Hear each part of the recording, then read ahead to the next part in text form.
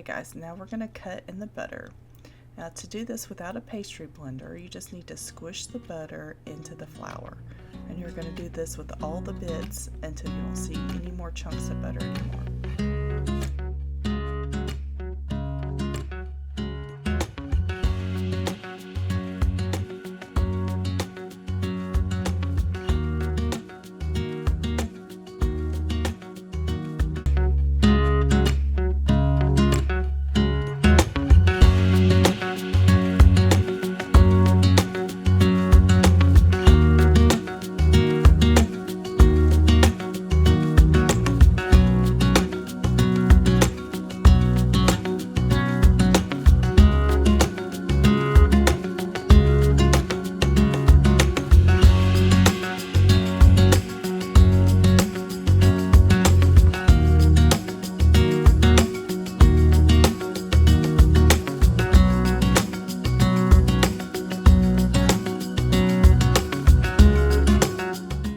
Okay, so now we're going to create the yummy flaky layers, and in order to do that, we're just going to create a letter fold.